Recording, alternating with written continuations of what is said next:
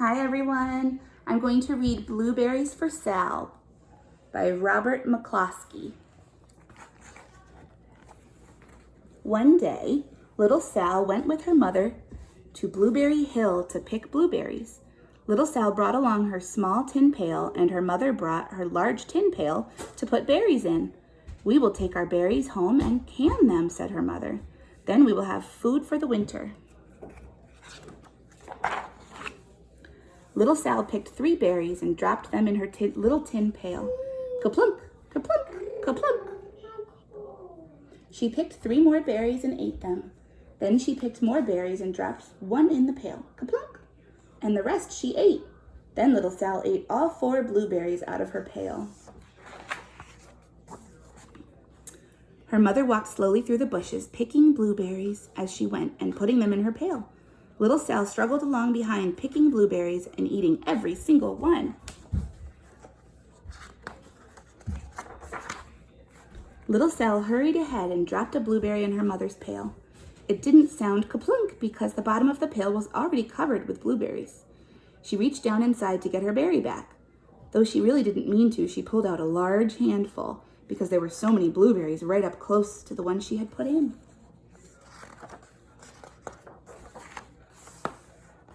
Her mother stopped picking and said, "Now, Sal, you run along and pick your own berries. Mother wants to take her berries home and can them for next winter."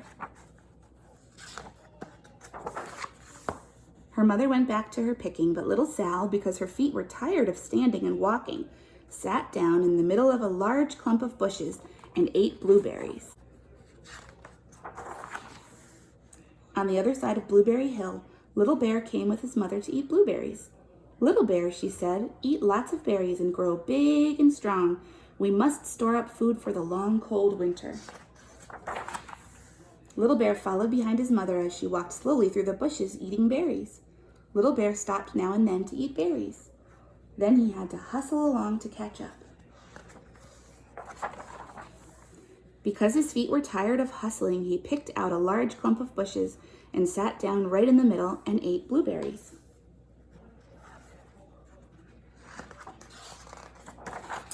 Over on the other side of the hill, little Sal ate all of the berries she could reach from where she was sitting. Then she started out to find her mother. She heard a noise from around a rock and thought, "That's my mother walking along."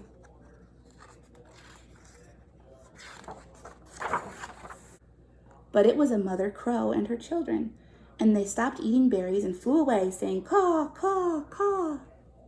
Then she heard another noise in the bushes, and she thought, "That is surely my mother, and I will go that way."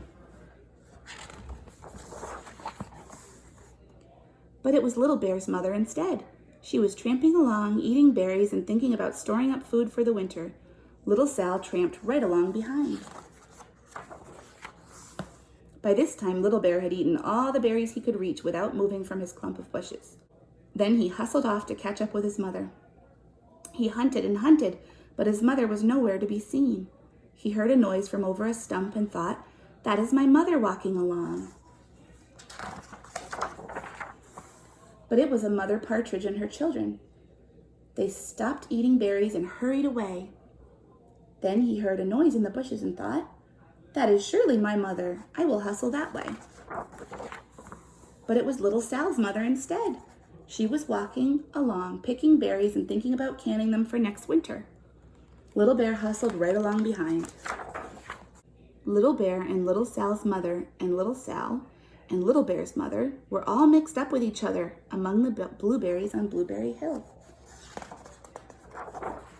Little Bear's mother heard Sal walking along behind and thought it was Little Bear, and she said, "Little Bear, munch, munch, eat all you can possibly hold." Swallow. Little Sal said nothing. She picked 3 berries and dropped them, kaplunk, kaplunk, kaplunk, in her small tin pail. Little Bear's mother turned around to see what on earth could make a noise like kaplunk. "Grumph," she cried, choking on a mouthful of berries. "This is not my child. Where is Little Bear?" She took one good look and backed away. She was old enough to be shy of people, even a very small person like little Sal.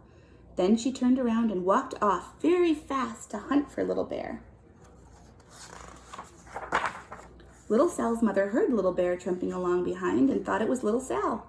She kept right on picking and thinking about canning blueberries for next winter. Little Bear padded up behind and peeked into her pail. Of course, he only wanted to taste a few of what was inside, but there were so many and they were so close together that he tasted a tremendous mouthful by mistake. "Now, Sal," said Little Sal's mother without turning around, "you run along and pick your own berries. Mother wants to can these for next winter." Little Bear tasted another tremendous mouthful and almost spilled the entire pail of blueberries.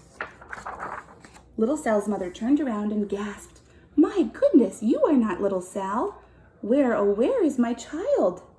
Little Bear just sat munching and swallowing and licking his lips. Little Sal's mother slowly backed away. She was old enough to be shy of bears, even small bears like Little Bear. Then she turned and walked quickly away to look for Little Sal. She hadn't gone very far before she heard a ka-plink, ka-plunk, ka-plunk. She knew just what made that kind of noise. Little Bear's mother had not hunted very long before she heard a hustling sound that stopped now and then to munch and swallow. She knew just what made that kind of a noise. Little Bear and his mother went home down one side of Blueberry Hill, eating blueberries all the way and full of food stored up for next winter. And Little Sal and her mother went down the other side of Blueberry Hill, picking berries all the way, and drove home with food to can for next winter. A whole pail of blueberries and 3 more besides. That's one of our favorite stories here. I hope you enjoyed it. We'll see you next time. Bye.